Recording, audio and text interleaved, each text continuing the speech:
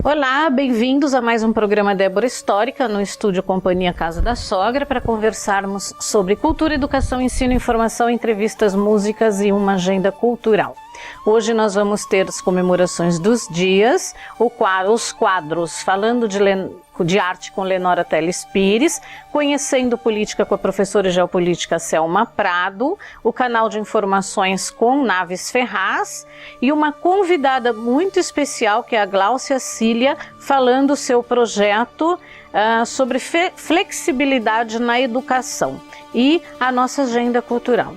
Quero aproveitar mais uma vez para agradecer o Ulisses Galuti da GECOM e o Naves Ferraz por ceder seus vídeos para o nosso conhecimento. Nós voltamos já já.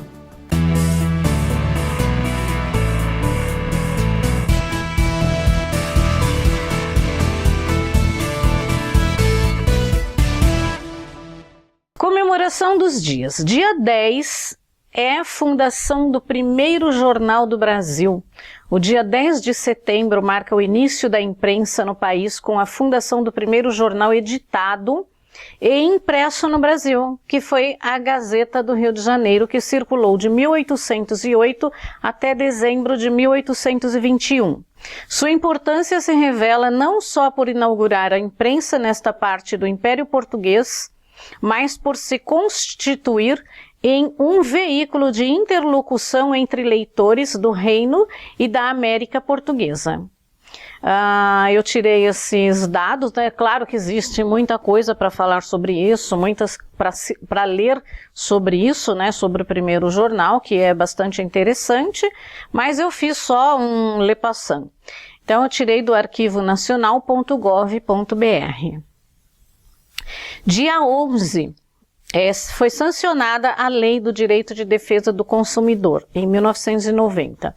Essa lei, que é um assunto também de extrema importância, porque todas as pessoas precisam saber dos seus direitos como consumidor, ela se tornou um marco da cidadania no Brasil. O Código de Defesa do Consumidor, esse ano, completou 28 anos. Ocasião em que foi promulgada a Lei 8.078 e que entrou em vigor em 11 de março de 1991, inserindo no ordenamento jurídico brasileiro uma política nacional para relações do consumo. Aliás, outro dia, num outro programa, eu falei sobre o Dia do Consumidor, né? Que nós falamos sobre os direitos do consumidor, algumas coisas, né? Antes disso, os problemas no relacionamento entre consumidores e fornecedores de bens e serviços eram dirimidos pelo Código Civil, que se mostrava insuficiente para dar conta dos fenômenos cada vez mais sofisticados e dinâmicos decorrente da moderna sociedade do consumo. Então, na verdade, a empresa, né, as empresas faziam o que queriam sem respeitar o consumidor, quer dizer, o consumidor não tinha direito nenhum, e hoje foi maravilhosa essa lei, né? Você pode reclamar de tudo, claro que tem todo um aparato, né, com seus direitos, você tem 7 dias para devolução, precisa ler lá, reclama dos serviços, tem que ser bem feito, né? Tá. A necessidade de criar uma lei específica ficou ainda mais evidente ao se verificar que as mudanças econômicas ocorridas ao longo do tempo tornavam as relações de consumo mais complexas, colocando o consumidor em posição extremamente vulnerável, foi o que eu acabei de falar. Nesse sentido, o CDC, que é o Código de Defesa do Consumidor, nasceu como uma resposta legal protetiva, objetivando ainda estabelecer a transparência e a harmonia entre consumidores e fornecedores.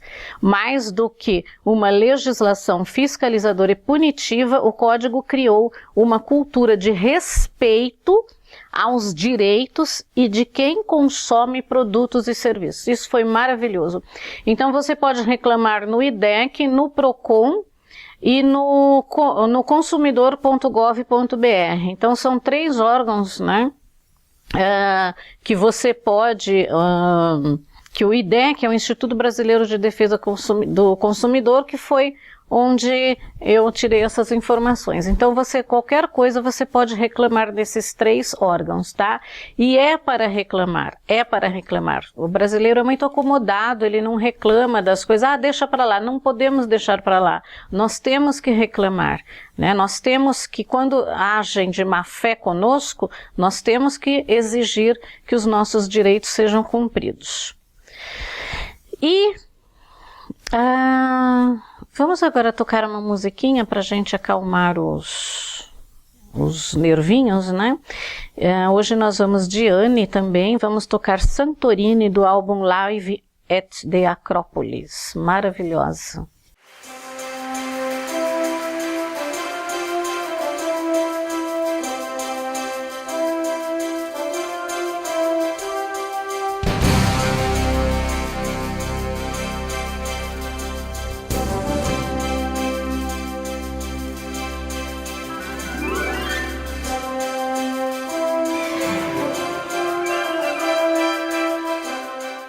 Bom, vamos ver o quadro Falando de Arte com Lenora Teles Pires? Falando de Arte com Lenora Teles Pires. Bom dia a todos e bem-vindos a mais um Falando de Arte. Hoje faremos uma homenagem a todos aqueles que pintam, que expressam a sua arte e vivem a arte com sentimento, inspiração e muito talento, que é o caso do nosso querido pintor Guido Ivan, que muito fez em vida pela arte, expressando em suas telas o carinho por sua terra natal, Araçuaí, que é em Minas Gerais, e retratou seus rios agitados e confluências agitadas, as suas serras, o seu povo humilde.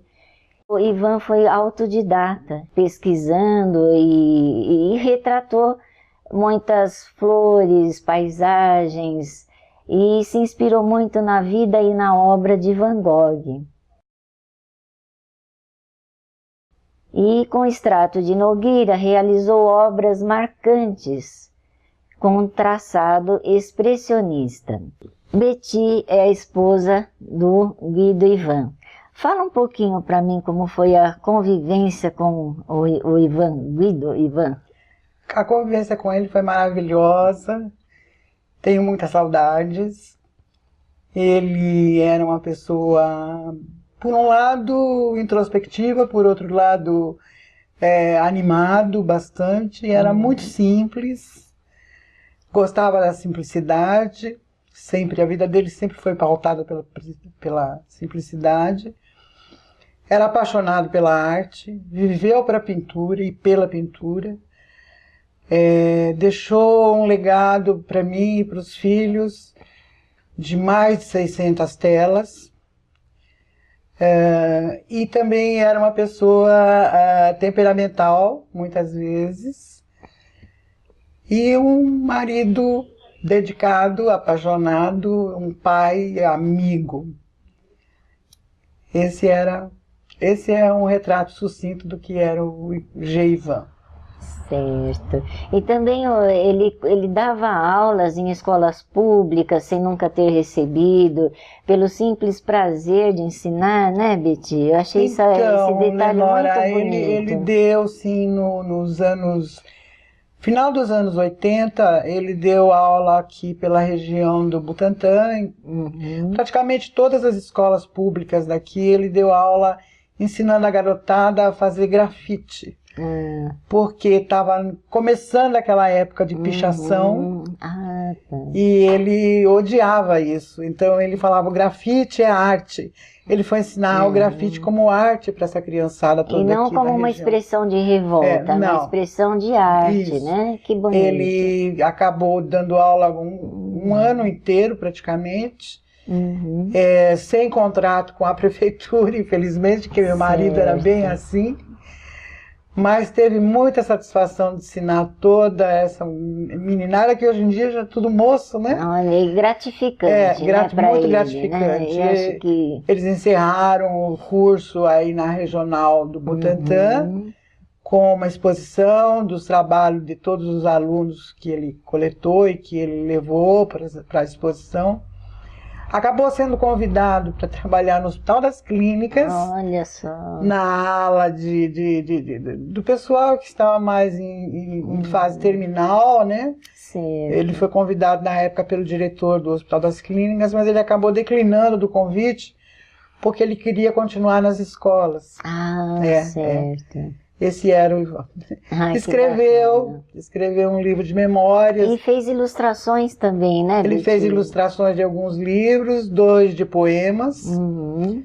E escreveu um livro também de memórias, onde ele também fez a ilustração com os trabalhos dele. Tá ótimo. Tem inúmeros desenhos, inclusive. Uhum. É isso. Então ele era um artista que desenhava, aquarelava, fazia vários tipos de... expressava de diversas formas, De né? diversas formas, a sua arte, né? E a sua família, filhos, como eles veem essa herança que o Ivan deixou como pessoa, como artista? Eles se respeitam muito, admiram muito e têm um amor grandioso, não só pelo pai, mas como pelas obras que o pai deixou, tanto nas telas, como nas esculturas que ele fez também, que os filhos só conheceram por fotos. Como no livro que ele escreveu, nas memórias que ele deixou, que com carinho ele fala um pouco de cada um. E também tinha o dom da culinária, né, Betty? Ai, Ivan gostava de cozinhar, gostava de cozinhar, era o cozinheiro da casa. Ele fez até uma reportagem, parece, sobre culinária, que ele foi o chefe, né? Isso, ele foi um dia entrevistado e ele então fornece, tem uma foto dele na revista. Ele fornece a receita do famoso feijão com tranqueira que ele falava. Que bom. Então ele tinha vários dons. Ele entrava na cozinha com uma abobrinha e ele fazia um banquete. Olha, que beleza. Então, por isso, pessoal, a gente vê que o artista, ele não deixa de viver. As obras são eternas, sempre vão deixar uma parte dele aqui com a gente, mostrando a sua alegria, a sua interiorização, os seus sentimentos, o seu amor pela natureza, pela família. Então está tudo aqui registrado e aqueles que tiverem interesse em conhecer pessoalmente as obras do pintor Guido Ivan, que era conhecido como G. Ivan na arte, e que procurem a Betty através do e-mail, do telefone. E também ele tem um site, né, que vocês podem ver melhor as obras.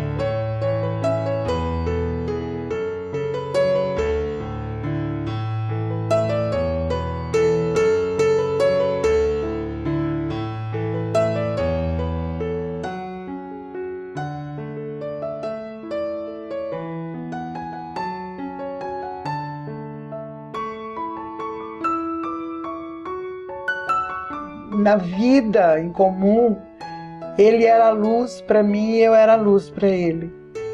E agora, na ausência dele, cada tela que eu olho, cada traço que eu me vejo como uma aquarela mesmo.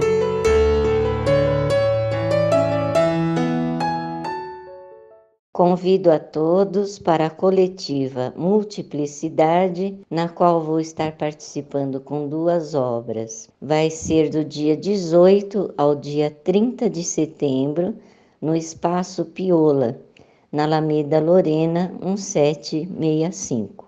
Até lá. Bom, esse quadro, vocês viram um quadro bem interessante falando de uma história de vida com arte. A 7ª parte agora da série Conhecendo Política com Selma Prado, que eu acho que está interessantíssima. Conhecendo Política, com Selma Prado. Porque, veja bem, nós temos uma eleição muito complicada aí. Está todo mundo sem dinheiro. O que fizeram, né, foi uma verdadeira sacanagem, porque impediu-se o financiamento de pessoa jurídica. Só pode financiar pessoa física, como se nós estivéssemos vivendo nos Estados Unidos.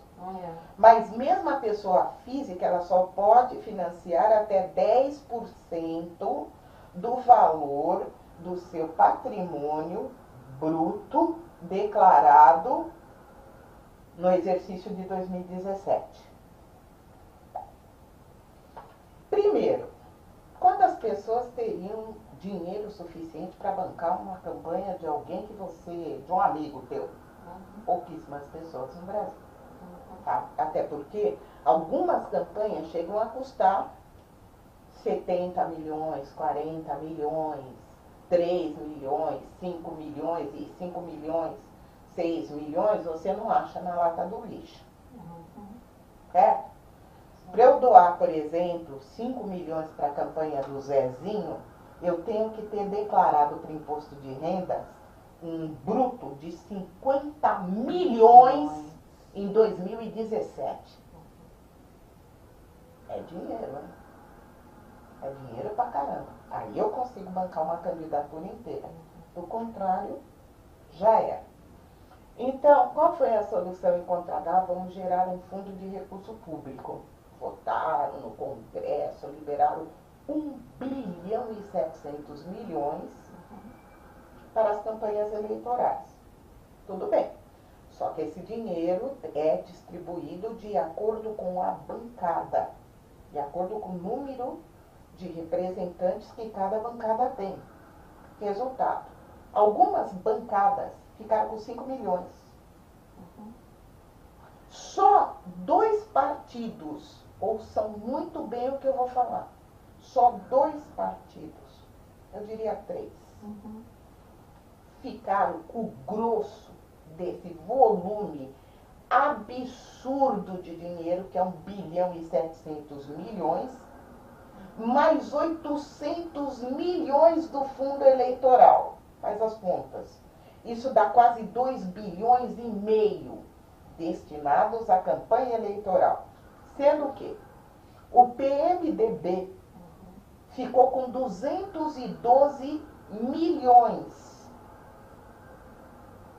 O PT, 190 milhões.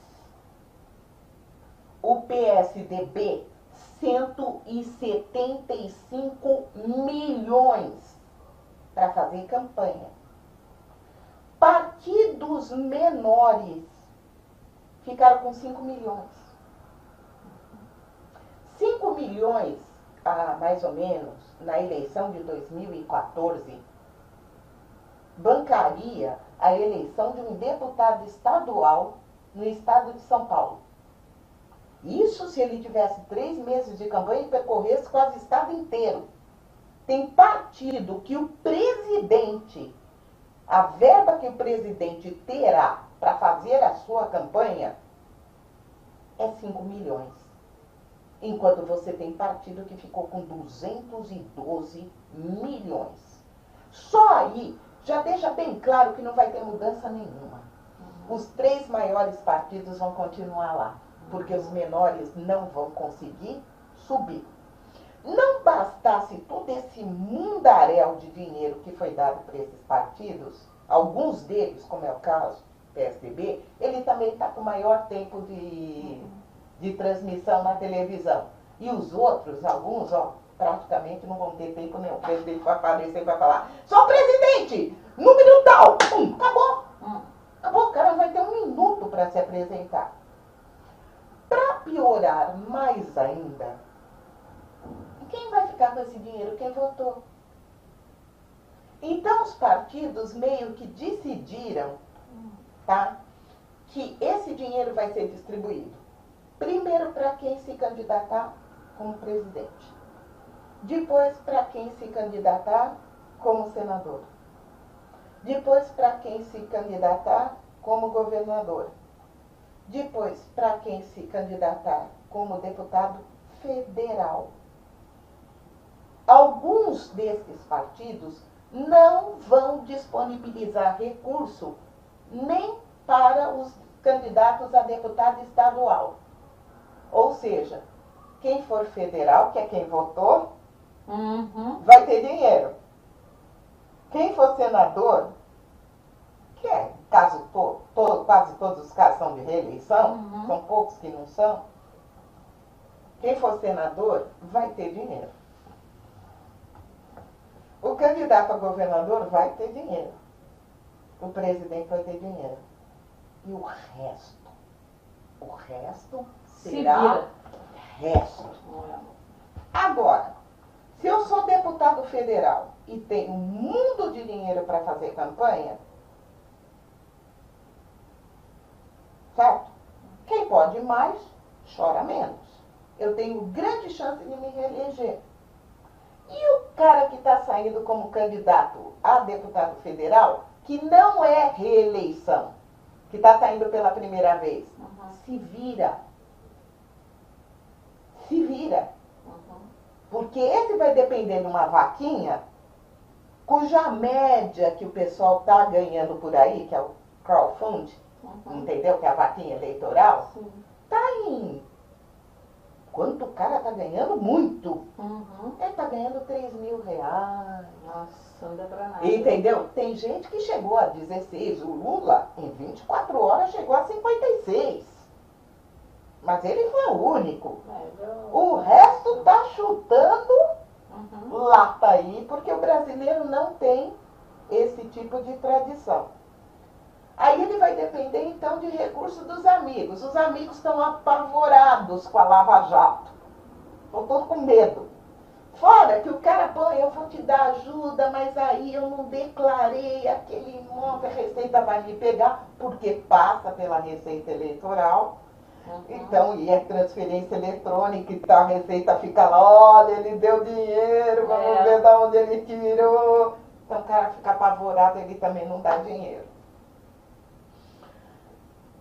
Resultado, os novos candidatos, os candidatos que sim poderiam se propor a fazer uma mudança, esses não têm recurso. Então vamos votar nos candidatos novos, sem reeleição, hein, pessoal? Entendeu? Né? Não que é tem. bem melhor. Vai ser sempre assim, vai ser sempre esse pessoal que é reeleito, que tem mais dinheiro e que vai continuar fazendo as mesmas coisas que fazem até agora. Até então agora. vamos eleger pessoas novas. Muito, tá? Pelo menos porque tentar, né? muitos, porque eles precisam se reeleger para manter o fórum privilegiado. Porque eles estão tudo com o rabo preso. E se eles não se reelegerem, eles vão cair na justiça comum. Então eles precisam manter, então eles vão fazer de tudo para se reeleger. E o cara que é novo, essa pessoa vai ter muita dificuldade para entrar, até porque ela não vai ter recurso suficiente para fazer uma campanha de verdade. E não adianta ficar, não, a internet vai resolver, vamos mandar santinho digital. Isso é bobagem, gente. Porque santinho digital é o seguinte, primeiro, eu olho uma imagem lá, meu celular faz isso, ela chega embaçada. eu tenho que clicar em cima para aquela imagem abrir. Quando aquela imagem abre, ela toma um monte de memória do meu celular. Então vai chegar num ponto que eu não vou abrir mais nada. O cara manda, eu já deleto.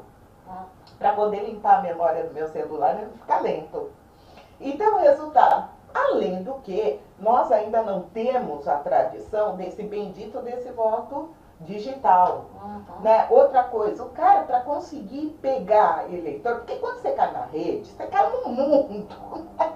Eu vou mandar meu santinho digital até para o Sri Lanka. Eu jogo no Facebook e vai parar no Sri Lanka, vai parar no Japão. Ah, mas ele tem 10 mil seguidores no Facebook. E quando você abre aquela lista, o cara tá no Pará, o cara tá no Iraque, o cara tá nos Estados Unidos, o cara tá no Alasca, o cara tá quase lá na Antártica fazendo pesquisa e tá no Facebook. Esse cara não vai votar. Esse cara não vai votar. Se você é um deputado estadual, me desculpe, esse cara vai votar em você. Então não adianta você ter, eu tenho 1 bilhão de seguidores. Onde eles estão? Em Galápagos. Em Galápagos tem 10. Lá na Síria, lá onde está em guerra, quando tem sinal de internet, eu tenho 5. Entendeu? Tem uns 3 lá no Japão. Aí você vai somando tudo. Quando você depurar o Facebook, Você tem 5.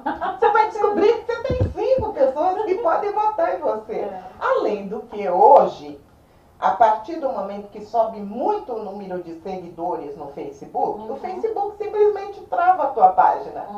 Porque ele quer que você pague.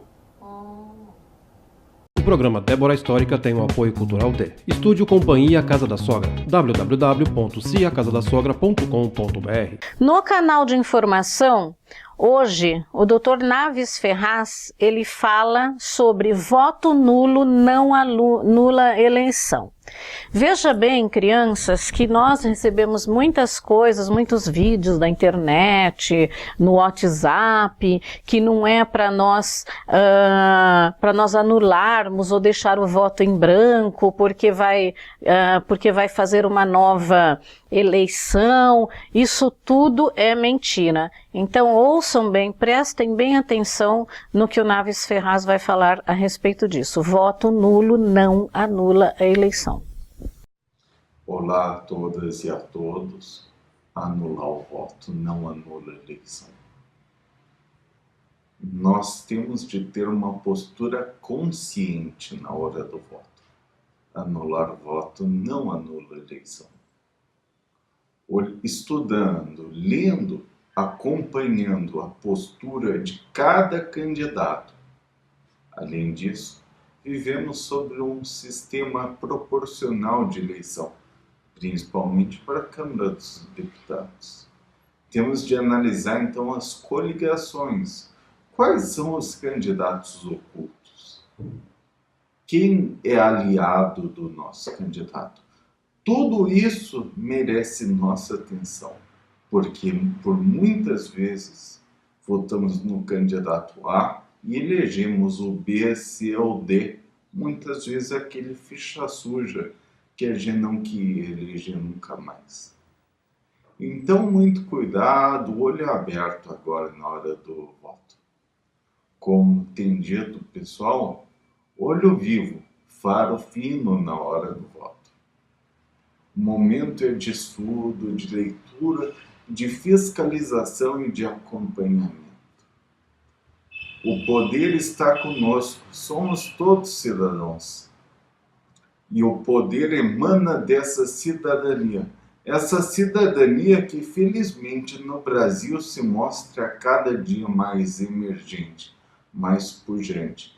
É certo que ainda é muito incipiente, mas cada vez mais vemos grupos de pessoas que se unem para estudar, debater, fiscalizar a política.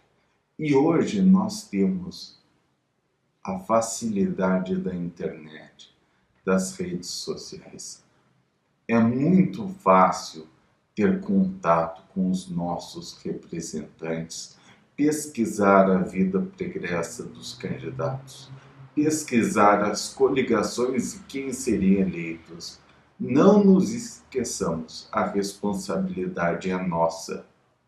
Ao anular, nós estamos abdicando de toda a responsabilidade. Nós nos tornamos nada. Nossa vontade não serve para nada se anularmos os votos.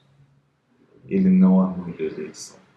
Um protesto em forma de anulação de votos só serve para eleger aqueles mais lembrados sempre. Você quer seu Congresso cheio de fichas sujas?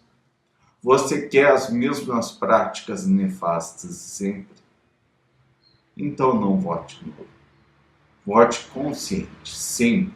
E saiba que a responsabilidade por tudo está nas nossas mãos. A responsabilidade da educação pública, por que nós não nos organizamos e vamos até uma escola, uma vez por mês que seja? O hospital público está ruim? Vamos nos organizar e uma pequena comissão pode ir até o hospital. A segurança está ruim? Uma comissão pode atuar. Vá até o CONSEG mais próximo. Em suma, vá até a Câmara dos Vereadores.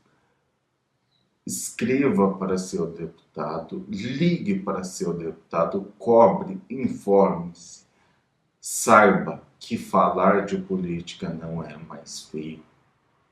Feio é ser roubado. Então, levante a bandeira do Brasil. Seja consciente. Vote. Mais um momento musical de Annie Keys, To Imagination, do mesmo álbum Live at the Acrópolis. Lindíssima essa música.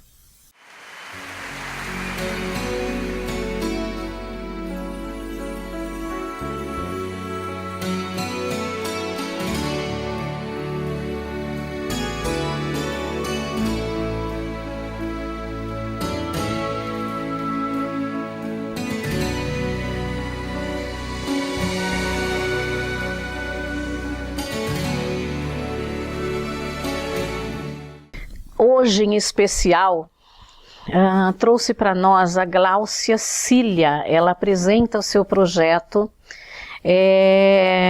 de flexibilidade na educação. É um projeto hiper importante, tá?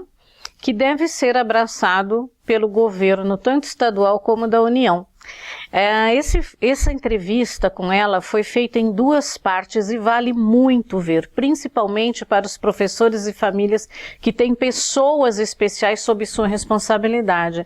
Isso fala-se sobre a inclusão, né, de pessoas especiais, com características especiais, tá? Então vamos prestar bem atenção, que inclusive eu até falo para ela, são 2 partes do vídeo, tá? Que eu inclusive falo para ela que essas pessoas são diferentes das outras e não exatamente especiais. As pessoas falam assim, a pessoa especial acha que a pessoa tem problemas, né, problemas de deficiência. Inclusive, quando fala-se deficiência, não é deficiência, tá? É uma diferença entre as pessoas, ok? Então vamos lá. E também eu quero lembrar que a Gláucia Cília, ela é candidata a deputada estadual, tá? E esse projeto aí, deixa eu só ver uma informação aqui importante para vocês, que ele já foi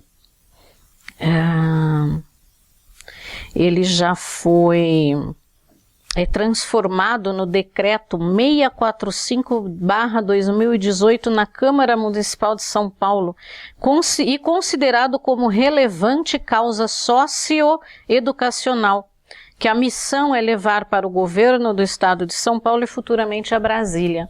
Então, é muito legal contar com a colaboração de vocês todos, né? Dar um joinha aí, falar sobre esse projeto, comentar sobre esse projeto também, tá? Dar uma força para a Gláucia e para todas as pessoas que têm esses problemas em casa, ok? Gláucia, o que fez e quando fez que você fizesse esse projeto? Na verdade, depois de ter convivido 8 anos em unidades de saúde e vi que são insuficientes os profissionais por terem apenas 30 minutos para viabilizar as crianças. E tendo em vista o contato que eu tenho com os professores da escola e a dificuldade que os professores têm de viabilizar a educação por conta de não serem capacitados para a inclusão. E há mais ou menos 120 crianças em cada sala, entre deficiência de aprendizado e especiais. Certo. Então, esses, eu lembro que você contou para mim que as crianças especiais ficam junto com as não especiais, né?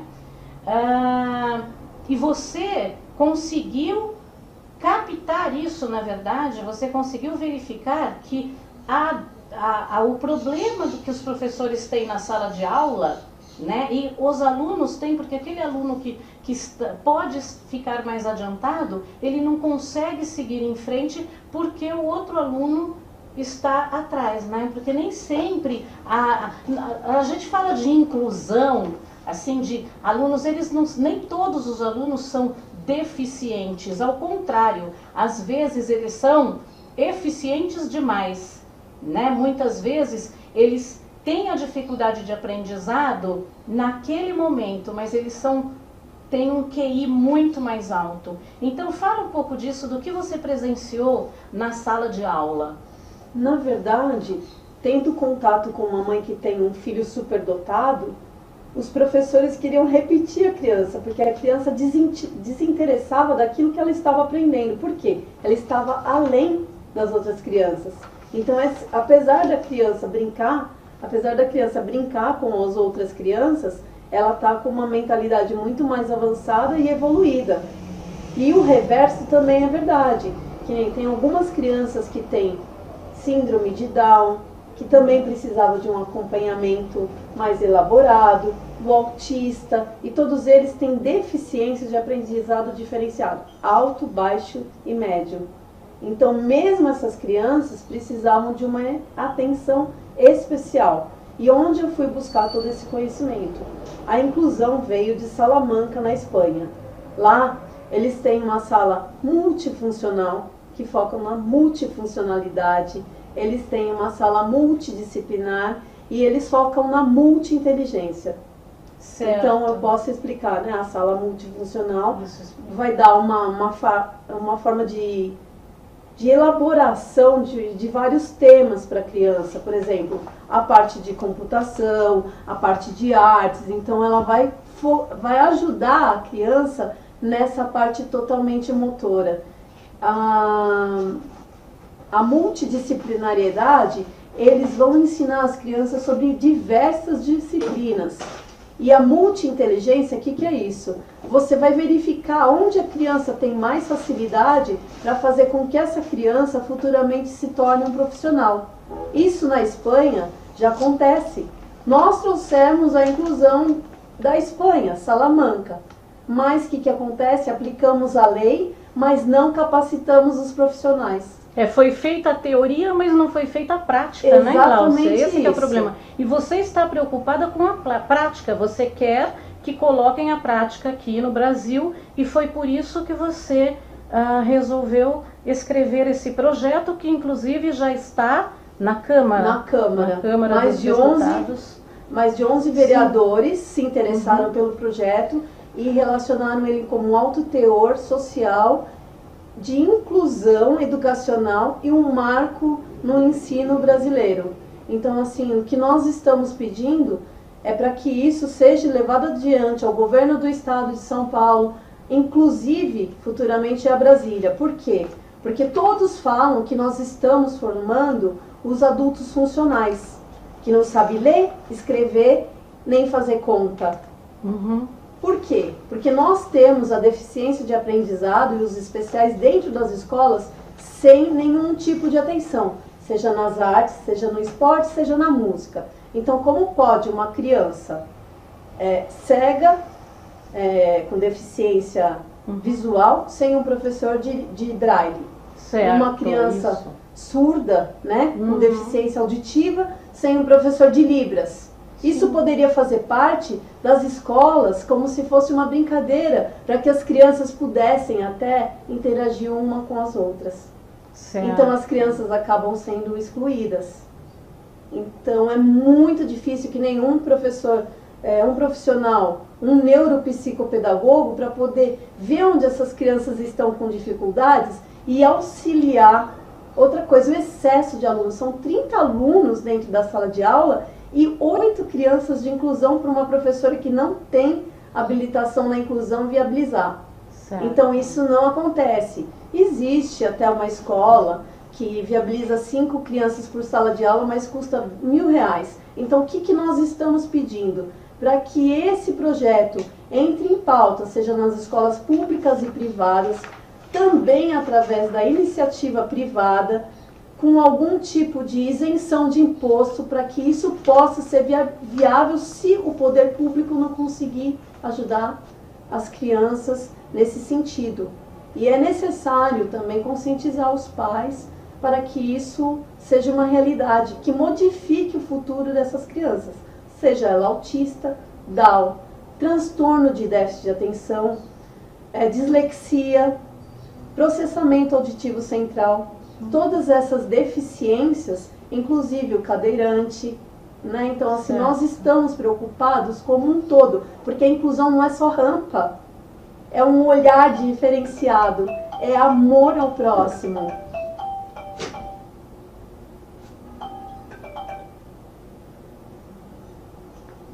Sim, e que mais, Então, Cláudia? assim, Você acha então que os professores eles têm que ter uma especialização, porque eu sei que existe especialização para trabalhar com crianças assim, mas não tem a especialização para os professores que estão nas escolas públicas, né? Entra qualquer professor. Mas o custo é alto. Sim, então, não, mas o governo que você está falando é que o governo tem que investir nisso. Os professores que vão dar aula para as escolas públicas onde tem a inclusão, em primeiro lugar, colocar salas separadas, né? É necessário. É necessário. Em segundo lugar, professores capacitados para fazer esta... O que a gente está pedindo é profissionais de apoio dentro da escola, que nem um neuropsicólogo, um fonoaudiólogo, um psicopedagogo, um professor de Libras, um professor de Braille.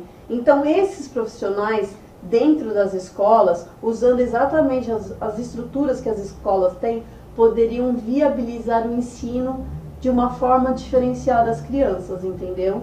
Então, a nossa preocupação é essa, porque nós não teremos futuro enquanto nós não investirmos na educação. Todos os países que prosperaram, inclusive a Finlândia, investiram na educação. E o nosso país está deixando de lado a educação, porque o brasileiro não consegue falar nenhum português, deveria ser inserido nas escolas idiomas como inglês e espanhol, mas tudo isso dentro da inclusão, seja nas artes, um profissional diferenciado, na música e nos esportes. Porque o que acontece? A criança que tem a deficiência de aprendizado, muitas vezes ela é excluída, ela é maltratada e ela está sempre só.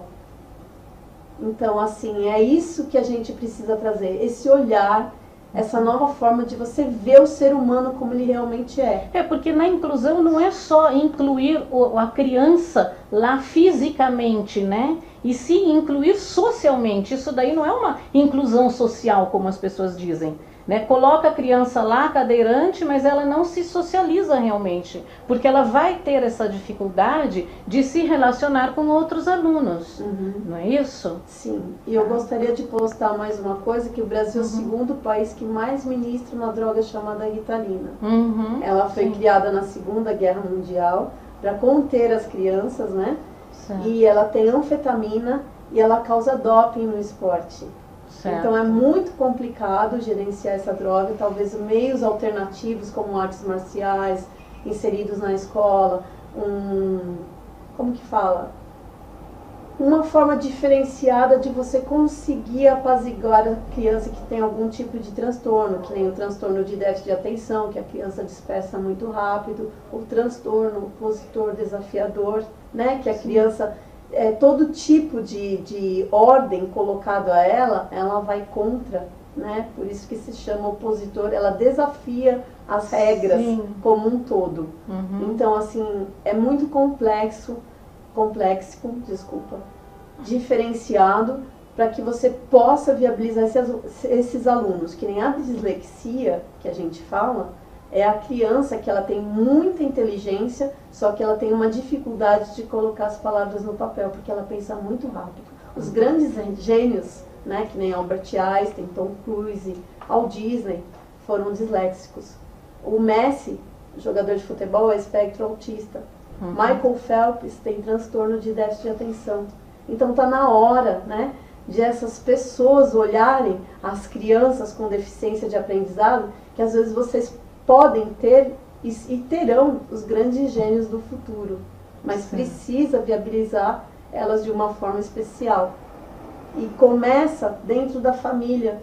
Que foi numa reunião que nós fomos e você tinha falado sobre nem todo mundo tem a capacidade ou a condição de ensinar, os pais de ensinarem as crianças em casa, né? Então isso existe uma deficiência também muito grande, porque às vezes o filho tem esses problemas, mas os pais não conseguem lidar com isso, não, eles não têm condições nem de ensinar os filhos em casa. É verdade, outro dia eu estava numa unidade de saúde e a mãe falou que o filho não conseguia fazer conta de divisão. Sim.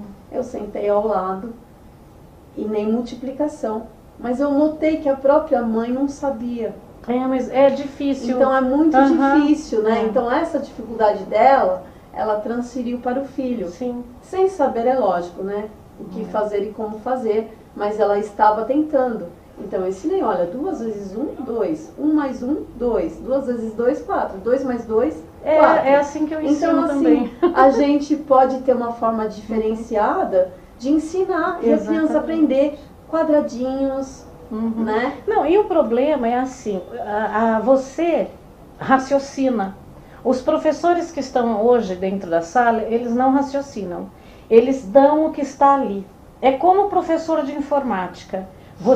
Eles pegam qualquer professor de informática para te dar um curso, vou fazer um curso de Word ou de Excel, tá? Vou fazer um curso de Excel, né? Aí eles falam o que está na apostila. Não precisa falar o que está na apostila, eu sei ler. Eu quero que me ensine como que é aquilo fora da apostila. Porque eu também sou disléxica, entendeu? Mas nem sempre eu entendo o que está aqui. Eu quero fazer na prática. E quero que me fale, porque eu sou auditiva. Meu filho, né? também é. Então, tem que falar para mim para eu entender. Né? Então existe esse problema, o professor ele está falando aquilo que ele está na cartilha, antigamente era cartilha, Sim, né? Hoje eu não sei o que seria bom, então, nesse sentido que você estava falando, ter aulas audiovisuais. Exatamente. Porque o que aconteceria? As crianças que têm dislexia, como elas são muito ouvintes, elas aprenderiam. Né? Então a ferramenta de informática dentro das escolas seria fundamental para poder viabilizar o ensino às crianças que são muito auditivas. Né? O computador faria uma parte muito importante dentro das escolas. Inclusive muitos alunos, eles dão, quando eu fiz um curso, que eu dava aula, eu fiz um curso de PNL, né, que é Programação Neurolinguística, eu implicava tanto com os alunos que depois que eu fiz esse curso é que eu fui entender que alguns alunos estão escrevendo, mas estão ouvindo, né? Outros estão olhando, mas não conseguem escrever. Então, aí que eu comecei a saber qual era a facilidade, não a dificuldade, mas a facilidade de aprendizado de cada um. Então, todos os professores deveriam também ter esse conhecimento. Saber que alguns alunos, eles ouvem melhor do que leem, né? E é por isso também que nas minhas aulas eu dava leitura alta, né? Todo mundo lia, todo mundo participava, porque aí você não só pega no livro, como você acompanha e você ouve. Então isso é extremamente importante para a criança. Nem sempre ela quer ler, muitas vezes ela memoriza muito ouvindo, ou a criança memoriza mais lendo, né? Tá? O programa Débora Histórica tem o apoio cultural de Bar e Pizzaria Velho Oeste, www.velhooestebar.com.br. peguem as suas agendas e reservem os dias para os seguintes eventos. Cortioli, um dos meus compositores favoritos, está apresentando seu concerto dia 14 de setembro, amanhã, no Auditório Ibirapuera, em São Paulo, com a participação especial de André Matos, a partir das 21 horas. André Rie, nos cinemas em São Paulo, dia 16 de setembro. Veja no site ingresso.com. Dia 20 de outubro, apresentação no Bar Velho Oeste, a cantora, professora de canto e compositora Mari Cadet e as bandas Rock Frajola e Reptiles. E continua anunciando que o Fantasma da Ópera, que está em cartaz no Teatro Renault, na Avenida Brigadeiro Luiz Antônio 411, vai ser apresentado até o dia 23 de dezembro de 2018. E para nós encerrarmos o nosso programa, vamos ouvir também Diane, maravilhoso, do mesmo álbum, Until the Last Moment. Música maravilhosa também, deliciosa para relaxar. Então, até o próximo programa, até a semana que vem. Tenham um final de semana maravilhoso de paz.